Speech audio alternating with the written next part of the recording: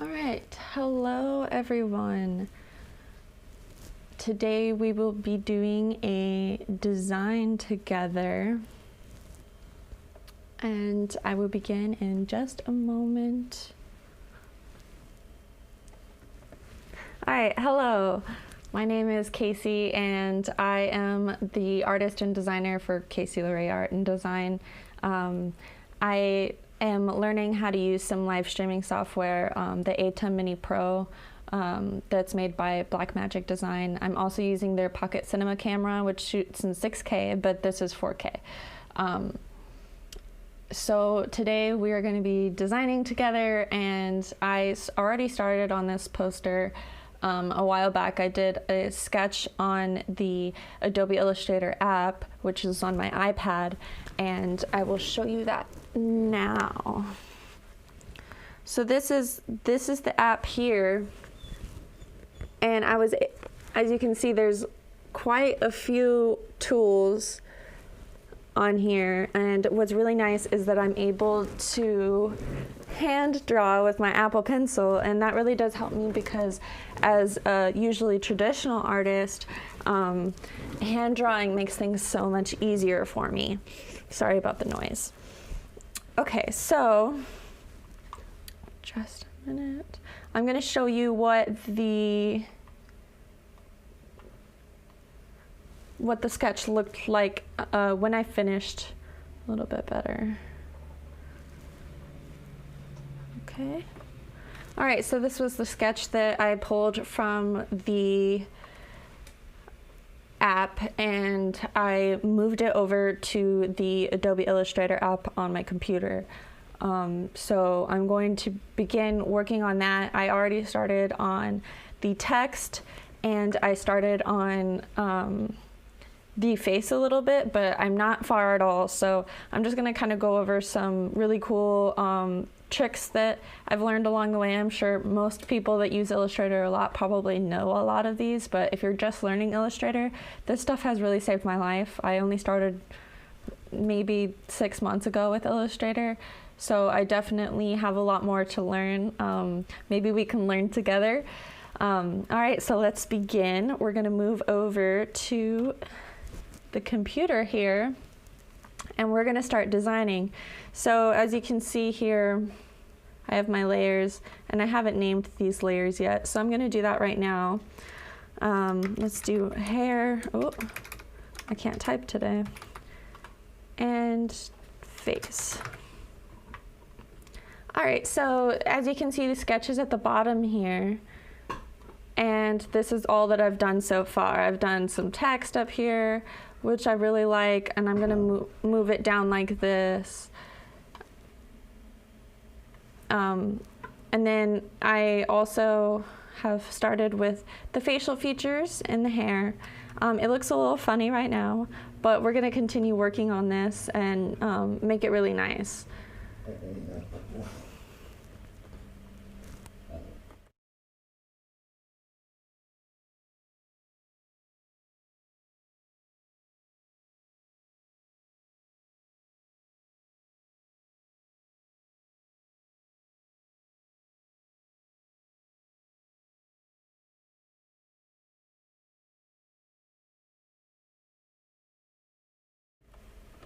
All right, so here I'm going to start moving into this shape of the hair around her chin and her neck, because I don't really want to do really harsh lines there, but I do want to shape her chin more.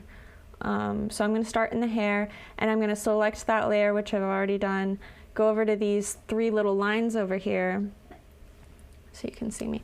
Go over to these 3 little lines over here, and then go to isolation mode.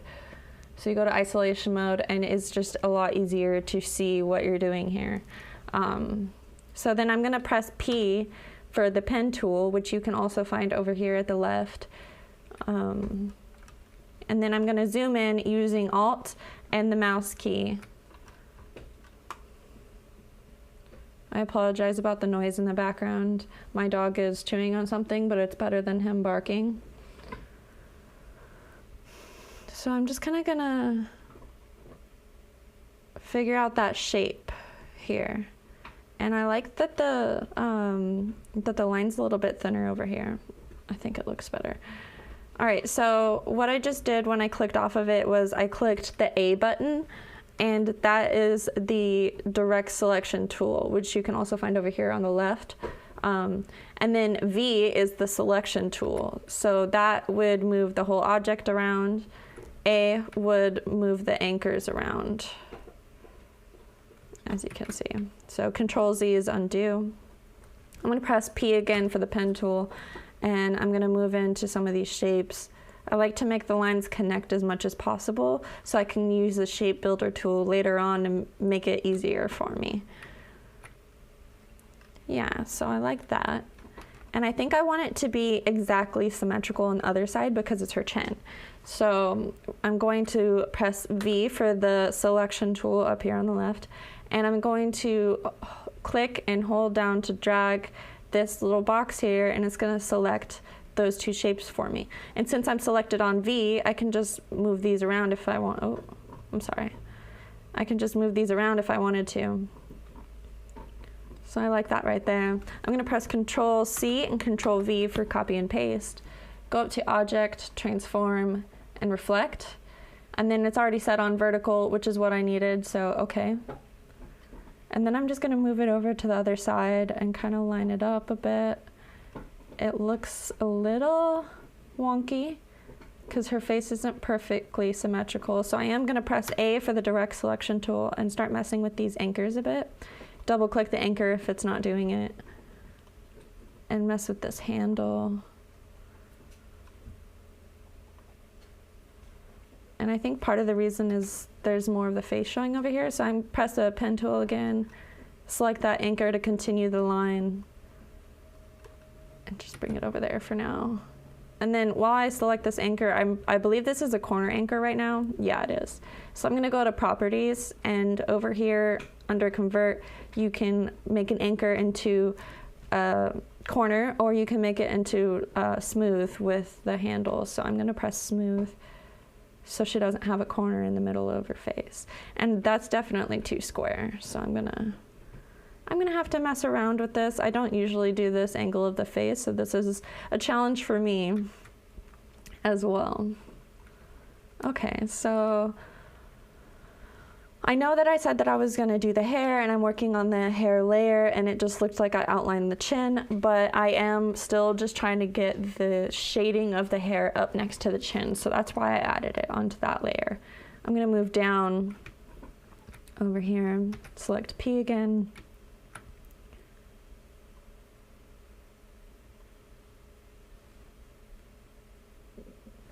And I'm just trying to match these curves to my sketch. When I hit another line, I like to join them as much as I can because that makes them a shape. Press A and select off of it. Press the pen tool again to start another line. And I'm gonna try to match these up as I go. So this needs some work. Okay. A big goal of mine is to use as little anchor points as I possibly can because it tends to make the design smoother. If there's too many anchor points, like if I were to use the pencil tool in the app, I like it because I can hand draw, but when you use it, it just makes so many different anchor points and it's just not good. So especially with design, you know, trying to keep it as simple as possible. There is a setting here that I can show you if I can find it. I don't usually use it, but you can select a shape, let's say this shape, go to Object, Path, and Simplify. And then here you can pick like less anchor points, more anchor points. It's not doing it because I kind of already got it in a good spot, I think. Yeah, it's not really doing anything. But if you have a line that's kind of jankety, especially with text, it's really easy to, like, these are not perfect. And I could definitely use that menu option on the text, and it makes it more geometrical. cleaner. All right, so this line is way too thin, so I'm gonna select it with the V tool, which is the, the V tool, the V key and the the selection tool. I always mix up the selection tool and the direct selection tool, but just remember that the selection tool grabs the whole thing, and then the direct selection tool grabs just the little anchors and curves and handles. So selection tool, select the object, go over to properties, and then I'm just gonna up the stroke a little bit to kind of match this hair. And I am gonna do this later. I just don't do it at the beginning because I tend to accidentally somehow get different weights in there, like I do have here. But towards the end, I will just select everything and then fix the stroke here. So there, I just fixed that stroke, and now they're all consistent. That's a good practice, but it can look good to have different strokes. So let's say I did the facial strokes here, and I made them thinner. I think that that kind of looks good. So it's really up to you and what you want out of it. I'm gonna move over to the face. So I'm gonna double click to get out of this isolation mode. And then I'm going to go over to the face. I'm gonna select it, 3 little lines, enter isolation mode. And here we are. So I'm kind of gonna outline the face a little bit here so I can make it a shape. But I want it to be underneath the face because I want it to be underneath the hair. So I'm gonna do it on a different layer. I'm backtracking here. And I want it to be underneath both the face and the hair layer. So we're gonna go into that one, isolation mode. We haven't started anything in this one yet, but I wanna get this face shape down. Maybe I could put some color in it to try to get some depth into her face. Usually it's hard for me to just line draw a face. I need to add the shades, and I need to add all the different features and stuff in the correct proportions, and it really helps when you make it 3D looking. So I want to have a starting point with that at least. So I'm gonna just kind of do her hairline here. And it doesn't have to be perfect because I want it underneath the hair. So the hair will cover up all these like harsh lines on the hairline. It'll go over it and make it look better.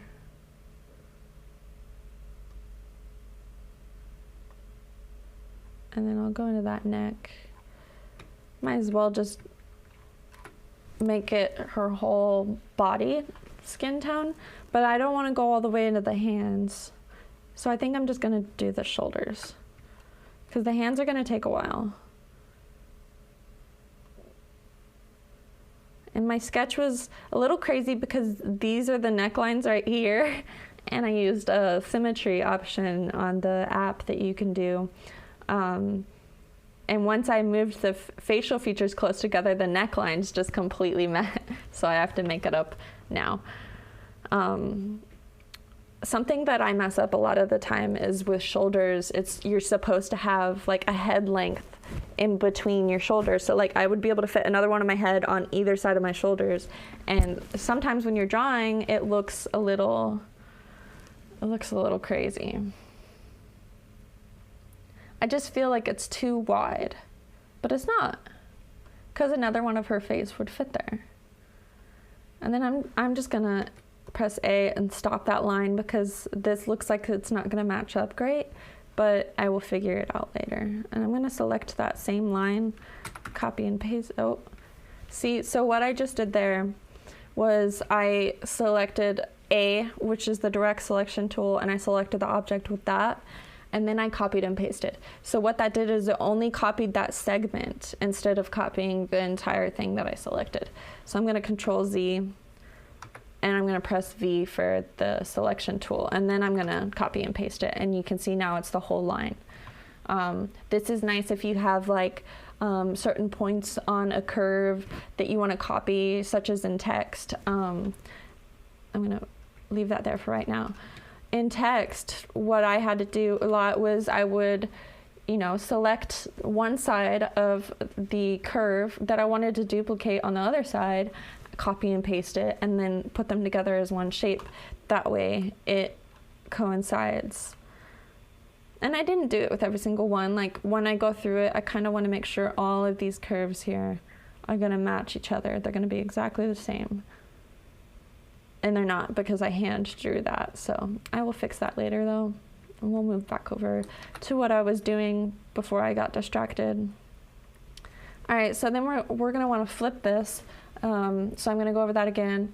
Object, transform, reflect. And it's already selected on vertical, which is just to flip. And then if you select horizontal, it would flip it up and down. It's confusing.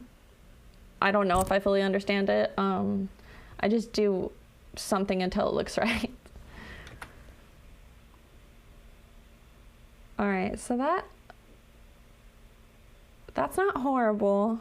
That's not a horrible face shape.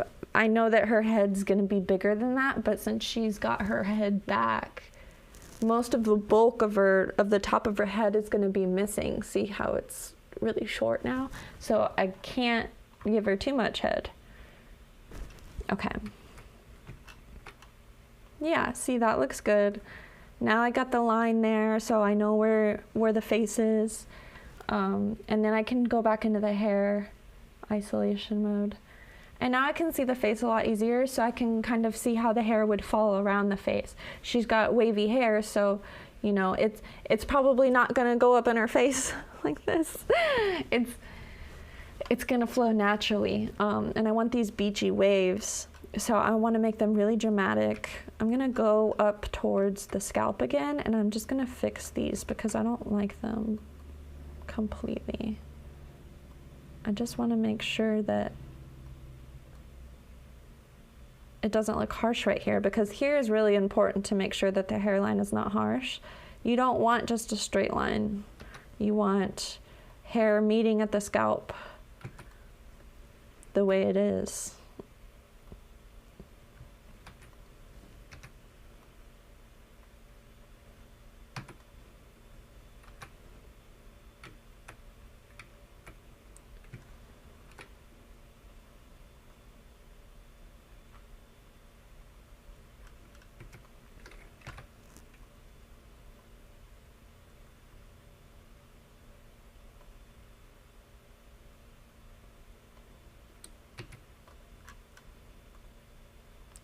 All right, so again, there's an anchor here that is a corner that I don't want it to be, so I selected it, went to properties, and made it smooth under convert and smooth.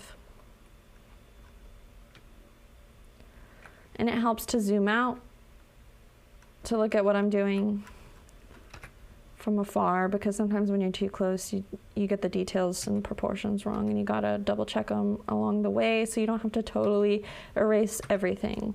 I learned that the hard way over years. It took me a long time to learn that. And now it's one of my favorite things to do, is zoom in and out. Step away from the canvas, I was always told. And in this case, that's zooming out. All right, so I don't like what this line is doing here. So I'm gonna press the minus button, and this is gonna delete the anchor here. So I select that anchor and it deletes it. But I didn't realize that that was the only anchor. I guess this is a handle. Yes, it is. So I'm gonna go back to where it was, and I'm gonna double select this, and I'm just gonna shorten it a bit so it meets up with that line. Meets up with this line. And a good way to join lines, I tried the join tool and I honestly don't know how to work it. So what I do is I just select the pen tool, and sorry, don't be selected on the line, otherwise it'll delete it. So select the pen tool, find that anchor, if I can find it. Hold on.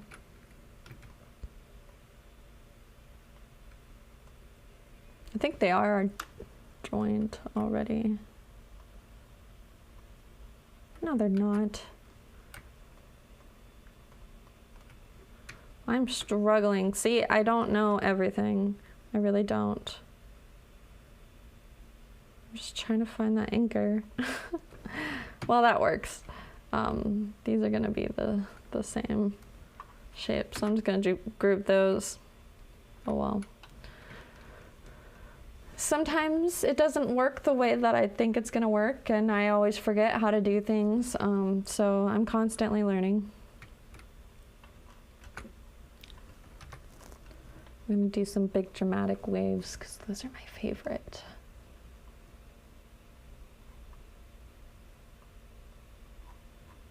I really love Illustrator because I don't have to, you know, set up a bunch of paints. If I don't feel like painting, you know, it gives me another thing to do with art. I get really creatively drained a lot of the time, and sometimes I'm just not in the mood to paint. So I will, I'll get on here, and I just, you know, since I've started going to school for stuff like this, that it's just so much fun to create content, to create media, logos and advertisements, and just really cool art. Like this one, I wanted to do something like a beach themed like band poster or something like that, and I think that I'm slowly getting there. All right, so we are going to continue on to here. Another good tool that you can use is holding down Control. I'm not sure what it is on the Mac. I think it's, no, I'm not sure what it is on the Mac. I'm not even gonna say. Hold down Control and then scroll the mouse wheel to go left and right, and then Alt to zoom in and out. I'll try to think of some more. I have thought of one. Okay, so let's go into the face again. So I'm gonna double click to exit that isolation mode, and then I'm gonna go back into the face, not the face shape that's below, but the facial features. And then I'm going to put in some beauty marks, and these are inspired by my own beauty marks, which I love to do. If you press M, you will get the rectangle tool. And if you press, what is it? L. If you press L, you get the ellipse tool. So I want the ellipse tool, and I'm just gonna make it a fill with black so I know that that's supposed to be a beauty mark and not some weird circle. So I'm just gonna kind of make it really small. And I can fix what that looks like later because it kind of looks like a bug on her face with that weird shadow. So I press L again, do another beauty mark there. And then these here are supposed to be collarbones.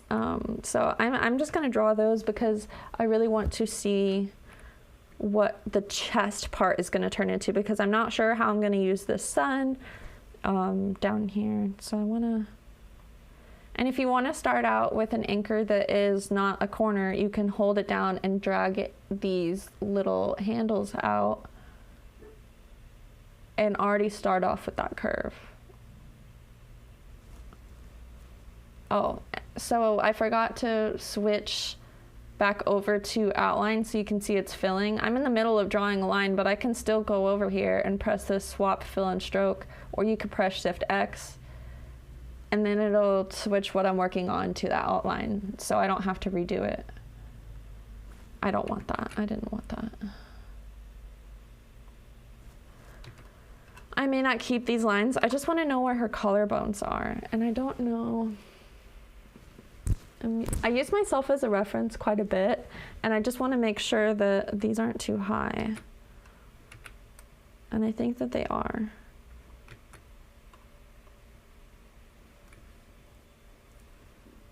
Yeah.